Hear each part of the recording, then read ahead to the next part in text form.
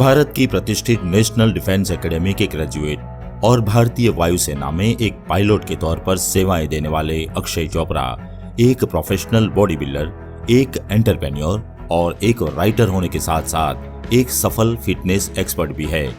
100 से भी ज्यादा बुक्स और ई बुक्स, जो स्टॉक्स जैसे प्रतिष्ठित प्लेटफॉर्म के एक्सपर्ट स्पीकर और भारत के international body building and fitness federation के जनरल सेक्रेटरी का स्थान उनकी प्रतिभा को एक अनोखी पहचान देते हैं।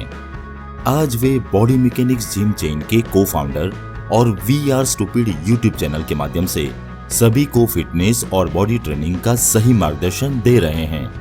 ऐसे मल्टी टैलेंटेड अक्षय चोपड़ा का हमारे इस चैनल पर स्वागत करते हुए हम गर्वान्वित हैं।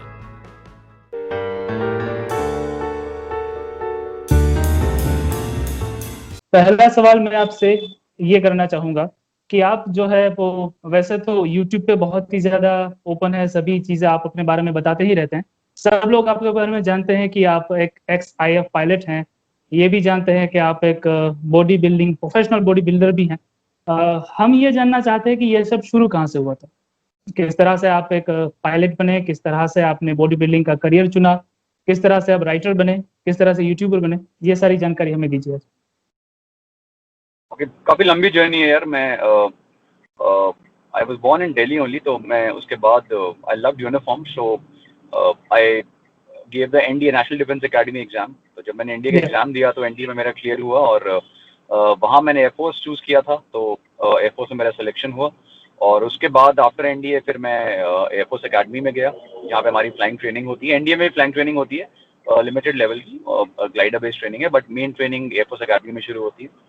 उसके बाद फिर फर्दर आपकी स्ट्रीम्स चूज करी जाती हैं कि आप कौन सी स्ट्रीम चूज करना चाहते हैं। फ्लाइंग में फाइटर्स है, हेलीकॉप्टर्स है, ट्रांसपोर्ट्स है, so I chose the transport stream. And उसके बाद फिर फर्दर ट्रेनिंग होती है हमारी बैंगलोर वगैरह में, and I went there.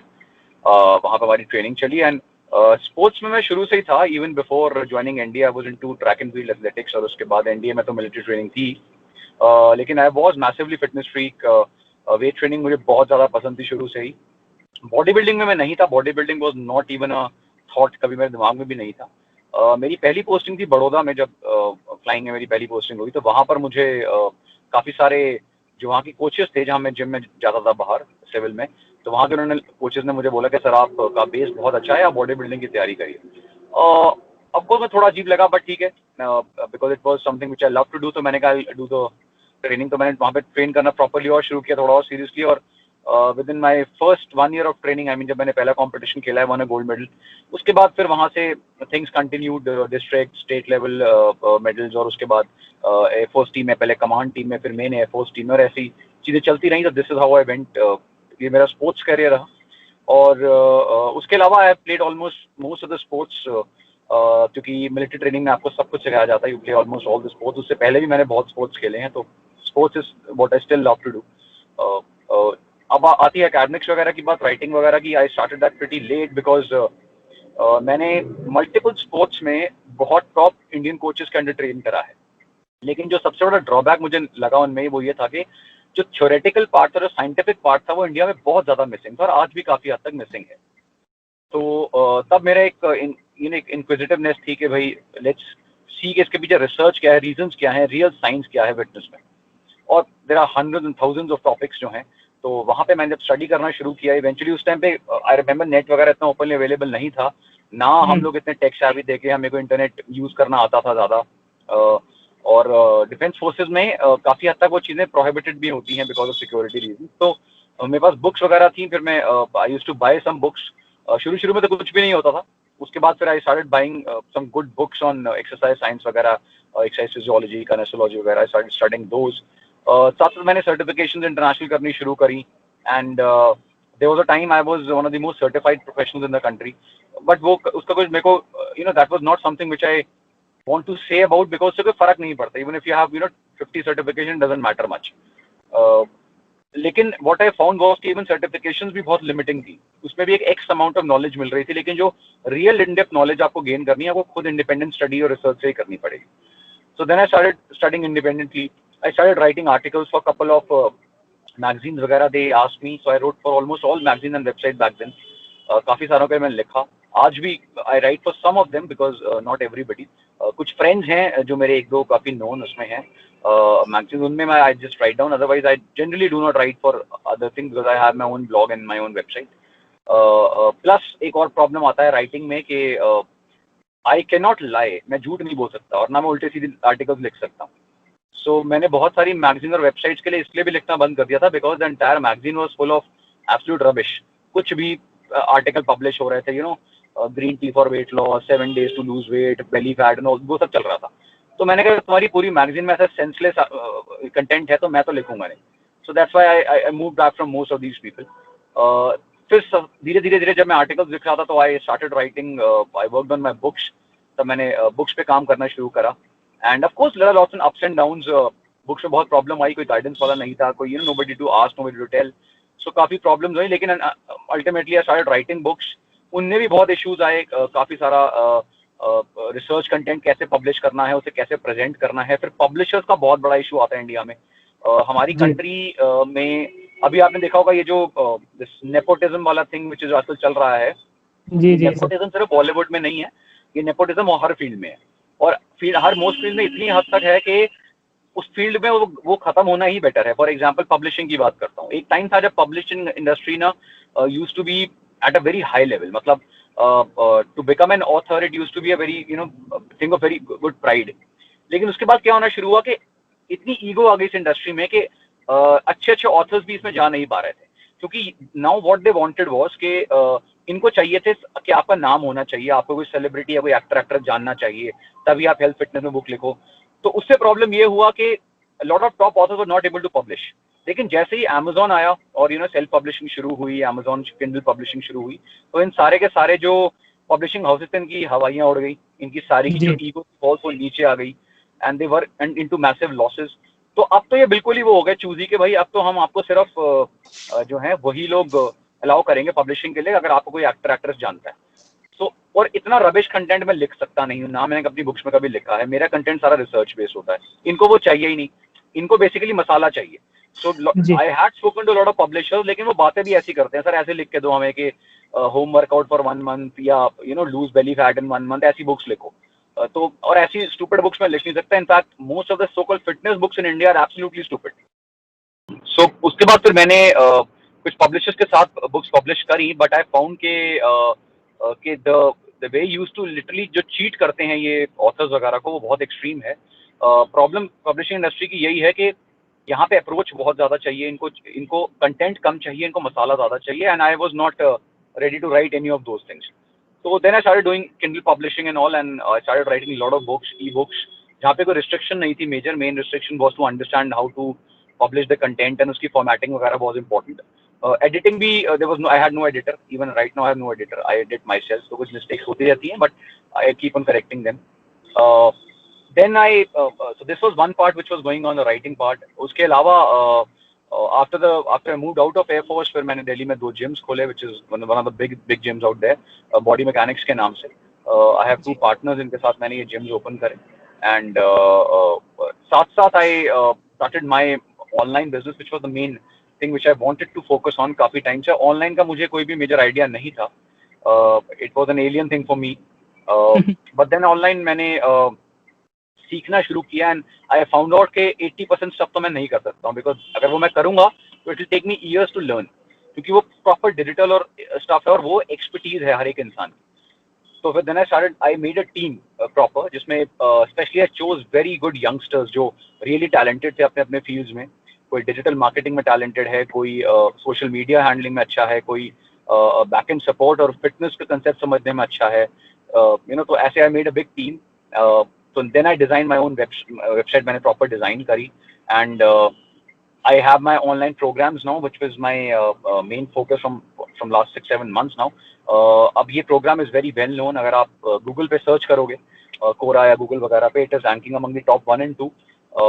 Organically rank कर रहा है, इसमें कोई ads नहीं है, कुछ नहीं है, 100% organic ranking. Okay, and our program is now in more than 23 countries around the world. So world people contact me, but this is the only program in the country as of now जिसमें it's completely one-on-one. ये ऐसा नहीं है कि कोई package stuff उनको मिल रहा है. This is only designed by me. So I take a limited number of people in a month and I help them multiple field से होते हैं, बहुत डिफरेंट वेरिड फील्ड से, डिफरेंट कंट्रीज में, men women, elderly, pregnant women, medical cases, sportsman, everybody is consulting. So वो मेरा main एक business है. अनदर उसके अलावा there are couple of other revenue streams which I have, which I have opened up slowly and I am moving up on those also. So this is the journey. तो sir मतलब कि आपने एक limited time में बहुत ज्यादा चीजें कर ली, यही हुआ? नहीं, ऐसा कुछ नहीं है, अभी तो स्टार्ट करा है. एंड बिजनेस इज समथिंग जो I have no, I am basically I am the first in my family in almost everything. अगर मैं अपनी फैमिली में पहला था जो एनडीए में गया, पहला था जो पायलट बना, पहला था जो ऑथर बना, पहला था जो बिजनेस में आया. So everything I had to be done from scratch. So there was nobody to guide me, help me या गिव मी एनी. सर अगला सवाल है उन युवाओं के लिए जो कुछ ना कुछ करना चाहते हैं लेकिन अपने करियर के ऊपर या फिर जो भी चीज उठा ली है उस पर फोकस नहीं कर पाते. तो किस तरह से अपने पैशन को फॉलो किया जाता है और किस तरह से करियर पे फोकस किया जाता है, इसके बारे में कुछ बताएं सर. देखो, करियर और पैशन दोनों अलग अलग चीजें हैं. जी कई लोगों का करियर उनका पैशन नहीं होता है. या and it's a very good thing अगर आपका पैशन ही आपका करियर बन जाए. ठीक है. लेकिन यंगस्टर्स को एक बहुत गलत एडवाइस भी दी जाती है. मैं आजकल मैंने ये multiple time different live sessions में भी और काफी सारे इंटरव्यूज में भी कवर करा है. प्लीज अंडरस्टैंड, ये जो सेल्फ हेल्प जो चीज होती है ना, इससे हम कहते हैं, आप बुक्स भी पढ़ते रहते हैं, ये कोई जॉब नहीं होती. आजकल प्रॉब्लम क्या होता है, ये ना जॉब बन गई है. आजकल जिनकी जिंदगी में कोई एक्सपीरियंस नहीं है, उन्होंने कुछ करा नहीं है, they haven't faced really anything, वो आप सेल्फ हेल्प गुरु बन गए हैं. तो 19-20 साल के लड़के या 22 साल के लोग, उन्होंने कुछ नहीं करा, they have hardly done anything और faced anything and they have become self help gurus. अब ये लोग जब गाइड करते हैं ना, they literally misguide people because they do not understand. ये सिर्फ बुक उठाते हैं, उसमें से कुछ वर्ड्स पढ़ के कॉपी पेस्ट करके आपको अच्छी तरह से प्रेजेंट करके आपको पेश कर देते हैं. लेकिन the life is not that रोजी. वो ऐसे मूवी की तरह नहीं चलती है जैसे ये लोग दिखाते हैं कि सक्सेस मिल गई और ऐसे $million बरस रहे हैं. ऐसा नहीं होता लाइफ में. ठीक है. प्लस हर इंडिविजुअल की जो लाइफ है और हर इंडिविजुअल का जो चैलेंजेस हैं वो लाइफ में फेस कर रहा है, वो बिल्कुल डिफरेंट है. ठीक है.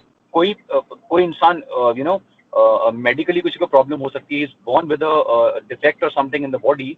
ठीक है. जिसकी वजह से वो बहुत, कोई फिजिकली चैलेंज है, कोई मेंटली चैलेंज है, कोई फाइनेंशियली चैलेंज है कि from a very poor background, कोई मिडिल क्लास से उसके अपने वो हैं, कोई पुअर अपने उसके चैलेंजेस हैं. अगर कोई एफ्लुएंट या रिच है तो हो सकता है उसके अपने चैलेंजेस हों.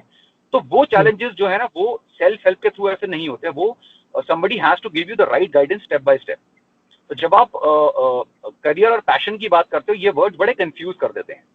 क्योंकि यंग एज में स्पेशली 10th 11th 12th में एक कुछ चीजें लगती हैं कि आपका पैशन है, आपको फील होता है, लेकिन वो सिर्फ एक अट्रैक्शन होती है क्योंकि हमें ना उसकी अच्छी साइड दिख रही होती है. लेकिन जब वो चीज में आप घुसते हो ना, तब आपको पता लगता है कि यार इसकी जो अगली साइड है ना, जो रियल हार्ड वाली साइड है, वो हमें कभी दिखाई नहीं गई. और ये वर्ल्ड में हर एक करियर में है. There is no career in the world, no field in the world जहां की जो डार्क साइड है ना, वो आपको कभी दिखाई जाती है. वो सिर्फ आपको रोजी पिक्चर दिखाएंगे. तो फिटनेस प्रोफेशनल्स की अगर आपको पिक्चर दिखाएंगे तो आपको क्या दिखाएंगे कि देखिए कितने ये कितने एफ्लुएंट हैं, ये बिजनेस क्लास में ट्रैवल कर रहे हैं और ये ऐसे एंजॉय कर रहे हैं, दे आर हीरोज, ऐसे करके ट्रेनिंग दे रहे हैं किसी एक्टर एक्ट्रेस को. ऐसे लाइफ नहीं चलती है, उनकी लाइफ ऐसी नहीं है. The life of 99.999% fitness professionals is very different than what they show you. And one or people who they show you as a fitness professional, he is actually not a fitness professional. उसने fitness में कुछ करा ही नहीं है. तो ये सारी false images होती हैं. पैशन का प्रॉब्लम ये है कि firstly, my suggestion would be understand different fields. Youngsters को मैं ये बोलूंगा, जब आप young हैं, 11th 12th में, even आप कॉलेज में हैं, हो सकता है जो चीज आप चूज करें वो आपका पैशन ना हो, सिर्फ एक लाइकिंग हो. लेकिन जब आप अंदर घुसेंगे ना किसी फील्ड के, तब आपको रियली पता लगे. इसलिए पैशन चूज करने में थोड़ा टाइम लगता है. ये वर्ड पैशन की, मेरा पैशन है, वो पैशन नहीं है, वो आपकी लाइकिंग है, इट्स अ हॉबी. ठीक है. जैसे बच्चों की कईयों की, आपको इफ यू रिमेंबर, आज से अब तो बहुत ही कम हो रह गई है, एक स्टैम्प कलेक्टिंग हॉबी होती है. अभी how many people became professional stamp collectors, how many became coin collectors? They were hobbies. किसी की पेंटिंग थी, किसी का कुछ था, वो हॉबीज है. वो कुछ टाइम में हॉबीज थी, आजकल डिफरेंट हॉबीज आ गई बिकॉज डिजिटल एज है, तो डिफरेंट हॉबीज है. अगर कोई इंसान वीडियो गेम खेल रहा है, मे नॉट बी कि वो उसको करियर बनाएगा. राइट. इसलिए पैशन चूज करने में take your time, there is no hurry. Career में प्रॉब्लम यह आता है कि first make a good career. Again जैसे मैंने बताया इंडिविजुअल्स पे डिपेंड करता है, कोई फाइनेंशियली बहुत अच्छा हो सकता है जिसे टेंशन नहीं है, वो हिट्स एंड ट्रायल्स ले सकता है। कोई फाइनेंशियली इतना अच्छा नहीं है तो उसके लिए वो हिट्स एंड ट्रायल्स लेने बहुत मुश्किल हो जाते हैं, उसके लिए पास लाइफ में चांसेस कम होते हैं। Be careful, evaluate your life, understand कि आप धीरे धीरे कि आपको किस चीज में आप जाना चाहते हो, and once you get into it then just 100% be into it. उसके अलावा फिर कोई सेकंड चीज नहीं आती। अगर आप वो नहीं कर रहे हो, अगर आपने चूज कर लिया अपना पैशन या लाइफ जो भी आप करना चाहते हो, उसके बाद अगर आप उसमें 100% पुट इन नहीं कर रहे हो तो फिर then it is your mistake.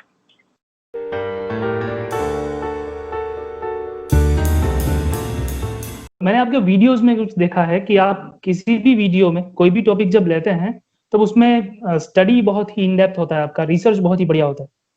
तो आपके हिसाब से कोई भी काम शुरू करने से पहले या फिर कोई भी जॉब शुरू करने से पहले स्टडी का कितना इंपॉर्टेंट है, रिसर्च का कितना इंपॉर्टेंट है?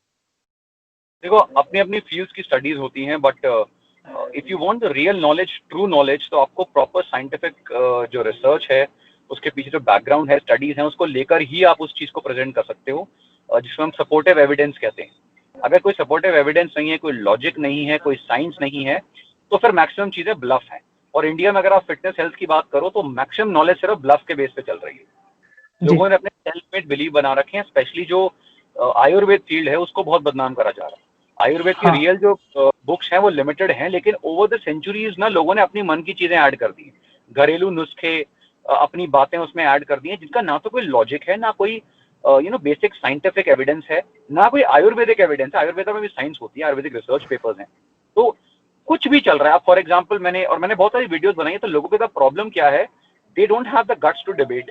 वो डिबेट आपसे कर नहीं सकते, आपसे बात करें तो वो हमेशा उल्टा सीधा बोलेंगे, क्योंकि उनको पता है कि जो उल्टे सीधे बिलीव इन्होंने फैला रखे हैं उनको कोई बस्ट कर रहा है जी। फॉर एग्जाम्पल ऑयल पुलिंग हो गया, या खड़े होके पानी नहीं पीना है। अब प्रॉब्लम यह है कि कोई चीज अगर बेसिक कॉमन सेंस और बेसिक साइंस के भी अगेंस्ट जा रही है तो फिर वो आयुर्वेद के नाम पे नहीं आप बोल सकते। अब ये नहीं बोल सकते कि आयुर्वेद में धरती फ्लैट है क्योंकि आयुर्वेद में लिखा है, ऐसा नहीं होता है। तो ह्यूमन एनाटॉमी बेसिक होती है, ठीक है। मैस्टरबेशन का सब्जेक्ट हो गया, सीमेन रिटेंशन वगैरह सारी जो चीजें हो गई, इनके कुछ कंसेप्ट हैं जो हैं, बिल्कुल हैं, लेकिन मैक्सिमम लोग उस फील्ड की बात नहीं करते, वो कंफ्यूज है, ठीक है। तो ये जो कंफ्यूजन है इसको दूर करने के लिए ही मैंने अपना चैनल जो है वो स्टार्ट किया था, और मेरी सारी नॉलेज उसी बेस पर होती है।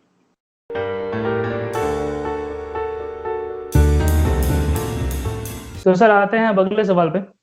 अगला सवाल मैं ये पूछना चाहूंगा कि सोसाइटी में सर बहुत सारे मिथ है फिटनेस के बारे में। कुछ लोगों को लगता है कि फिट मतलब वो जिसके एब्स हो, सिक्स पैक्स हो, मतलब चेस्ट की इतनी साइज हो, वगैरह वगैरह, बहुत सारे मिथ है। तो एक्चुअली में फिट कौन है आपके हिसाब से?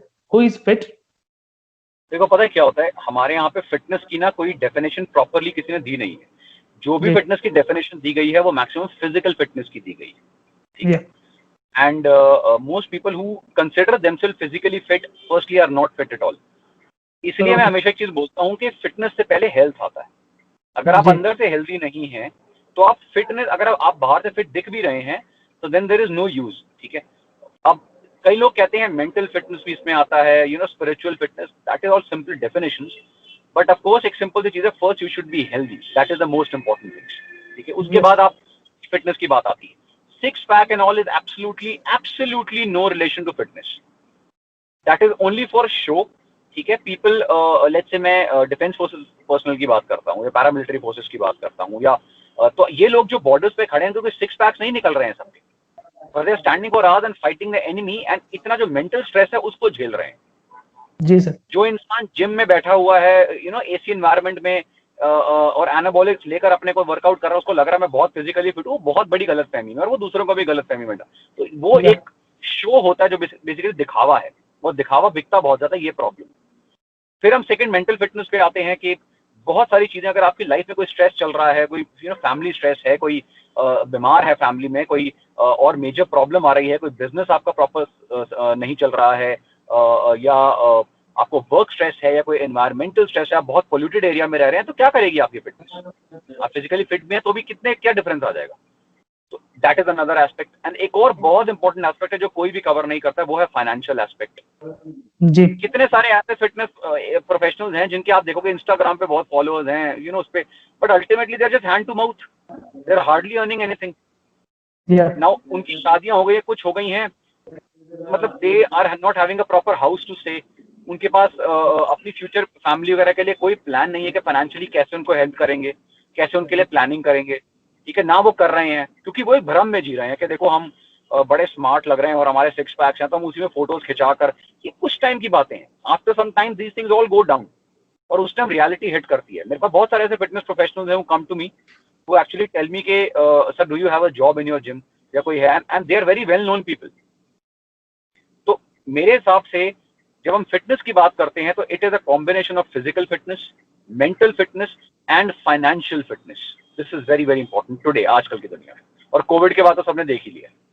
जी बिल्कुल sir.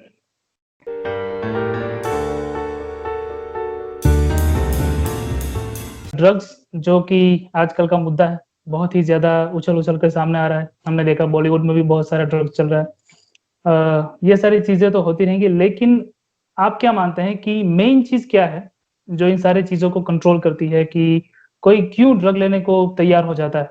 But I tell you something, जो बॉलीवुड में I don't know why these people outside are not telling, या तो उन्हें समझ नहीं आ रहा है या वो समझ बताना नहीं चाहते। मीडिया में हर चीज डिस्कस हो रही है, कॉमन सेंस चीज डिस्कस नहीं हो रही। Why the hell are these celebrities taking steroids? Okay, जी एंड स्टेरॉइड्स कह रहा हूँ, सॉरी, योर ड्रग्स। ठीक है, अब ये ड्रग्स क्यों ले रहे हैं? देखो प्लीज अंडरस्टैंड, इनमें से जो मैक्सिमम लड़के लड़कियां हैं ना, they are hardly educated people. या मैंने बहुत बार एक चीज समझाई है बहुत सारे लोगों को कि there is nothing called a celebrity. ये जो आपने वर्ड बना रखा है ना, स्टार, सेलिब्रिटी, ये जिनके लिए यूज होना चाहिए ना इस कंट्री में, उनके लिए कभी यूज नहीं करते हैं।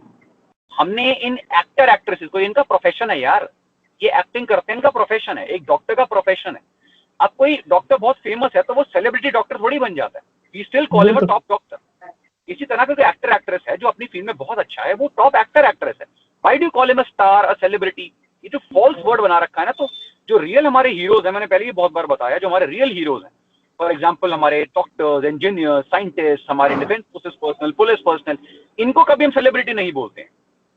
तो इन प्रॉब्लम क्या है? All the so called actor actresses are born with either a silver spoon in their mouth. अच्छी अच्छी फैमिली में Yeah. पैदा हुए हैं, जिंदगी में ना कुछ करा है, ना कोई रिस्पॉन्सिबिलिटी है। पापा जी पिक्चरों में थे तो खुद को भी पिक्चर मिल गई कुछ टाइम बाद, तो सेंस तो उतनी है ना, एजुकेशन लेवल तो उतना ही है, राइट? अब प्रॉब्लम क्या होती है, जब हम हमारी लाइफ में स्ट्रेस आता है ना, तो everybody has a different way of dealing with it. इसलिए बोला जाता है कि यंग एज में ना, you should be failing as much as you can. जितना आप डिफिकल्ट सिचुएशन फेस करोगे, जितना आप फेल हो गया इन योर यंग एज, उतना you will start getting used to life and you start getting stronger. People who are mentally weak, then they start taking support of different stimulants. अब जी maximum of these people are taking either गांजा या चरस या cocaine, similar उसी family के चीजें लेते हैं। कई लोग एक्सट्रीम में भी चलाते हैं, बेवकूफ होते हैं।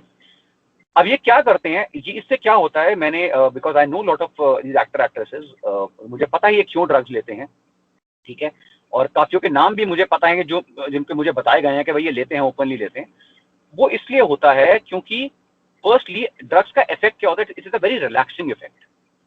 ठीक है, अब जब आपके शूट्स चल रहे हैं ना 12-12 घंटे, 16-16 घंटे, तो पहले तो जिंदगी में कभी इतना काम करा नहीं।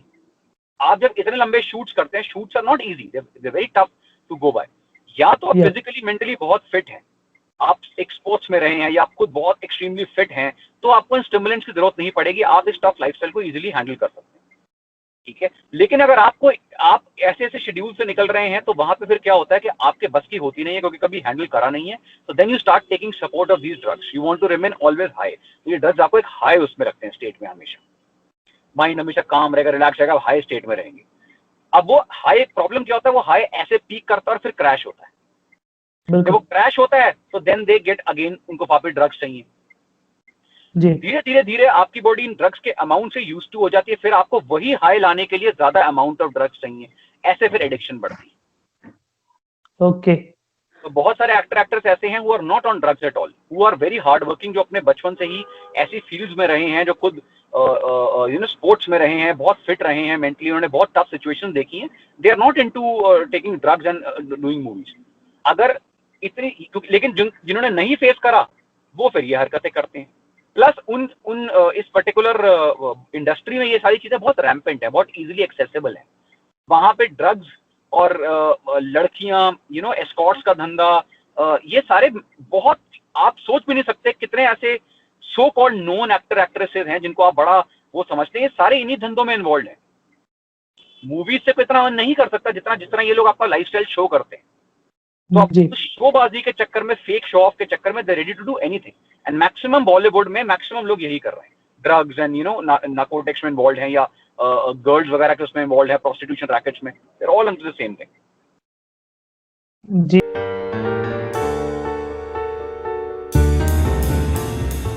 तो सर जो मैंने आपका शेड्यूल देखा है उस हिसाब से मैं एक चीज नोटिस कर रहा हूँ कि आप बहुत ही बिजी रहते हैं अलग अलग चीजों में। जैसे कि आप जिम भी करते हैं, आप खुद का बिजनेस चलाते हैं, दूसरी बहुत सारी चीजें आप कर रहे हैं इस वक्त, अब मल्टीटास्किंग है। तो मैं ये पूछना चाहता हूँ कि इस तरह से टाइम जो है वो मैनेज कैसे किया जाता है, टाइम मैनेजमेंट प्रॉपर वे में किस तरह से हो सकता है? देखो मैंने इसमें ना मैंने पहले भी एक बार अपने काफी सारे सेशन में एक चीज बोली है, जबकि और काफी इंटरव्यूज में एक चीज बताई है कि there is nothing called time management. Time management एक रियलिटी है, लेकिन टाइम मैनेजमेंट बहुत बाद में आता है। मैक्सिमम पीपल जो अपने पैशन फॉलो कर रहे हैं, जिस उस फील्ड में है जिससे वो प्यार करते हैं, तो उनको जो जो टाइम है ना उसको मैनेज नहीं करना पड़ता। उनके लिए कोई वर्क लाइफ बैलेंस नाम की चीज नहीं होती। उनके लिए वर्क और लाइफ एक ही चीज है। जो लोग सुबह 9 बजे ऑफिस जा रहे हैं दुखी होकर, 5 बजने का वेट कर रहे हैं कि 9 to 5 की जॉब खत्म होगी, मैं घर आऊंगा, उनके लिए टाइम मैनेजमेंट है। क्योंकि वो वेस्ट कर रहे हैं अपना टाइम, उनको पता है कि हम गलत प्रोफेशन में। People, for me, I am 24 hours on my job. मुझे सोने से कोई प्यार नहीं है कि मुझे अभी सोना है, बड़ा इंपॉर्टेंट है। कोई बात नहीं, लेट सो रहा हूं मैं, I don't sleep in the night, I sleep any time, मुझे इससे कोई फर्क नहीं पड़ता। मेरा एम इज कि जो मेरा टास्क है, मेरे काम का जो मेरा पैशन है, मेरी फैमिली है, वो मेरी प्रायोरिटी है। मेरी नींद मेरी प्रायोरिटी नहीं है। ठीक है, नींद मिलती है definitely, but I have very odd hours of sleeping. तो जब आप टाइम मैनेजमेंट की बात करते हैं, उससे पहले एक सबसे इंपॉर्टेंट कंसेप्ट आता है, वो आता है energy management. It is not important कि सबके पास 24 ही घंटे हैं। व्हाट इज इंपॉर्टेंट इज कि आप कितने घंटों तक अपने को प्रोडक्टिव रख सकते हैं, कितना लंबा हाई एनर्जी से लास्ट कर सकते हैं। तभी एक्टर एक्ट्रेसेस ड्रग्स लेते हैं, जब आपने पूछा था, because they won't have to last for long hours.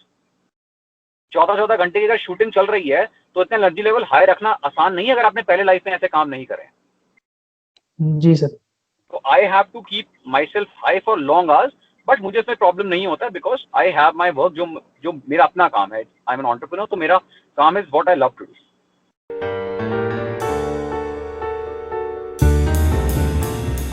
बहुत सारी चीजों पे आपने बात की है, बहुत सारे मुद्दे पे बात की है।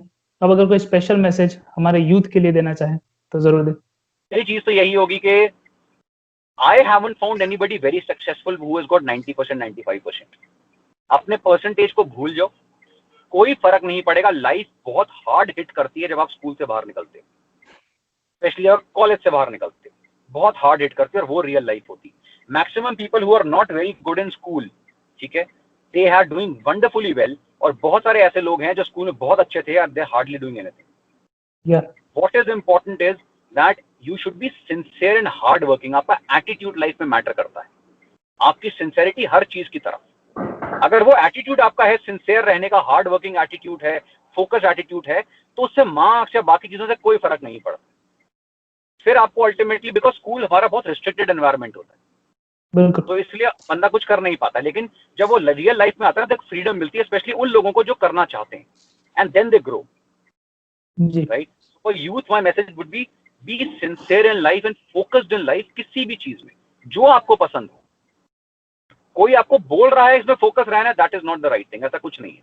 हर इंसान हर फील्ड में सक्सेसफुल हो सकता है। और अब तो जो करंट ट्रेंड चल रहे हैं यार, I remember 20 years back when I passed out of school, ठीक है, आई पास्ड इन 2002।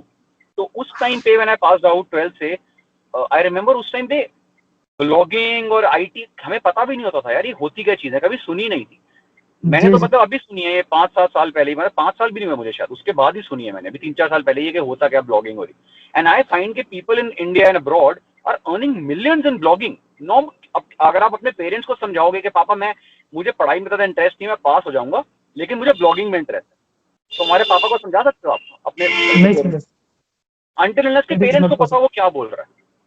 लेकिन जो लोग अपने कितने सारे ऐसे अपने ब्लॉगर्स हैं इंडिया में who have been blogging from 8-10 years and they're earning huge amount। जो इंसान टॉप सीईओज भी कंपनी का अर्न नहीं कर रहे हैं। देयर आर ब्लॉगर्स और earning 25, 30, 35 lakh rupees a month.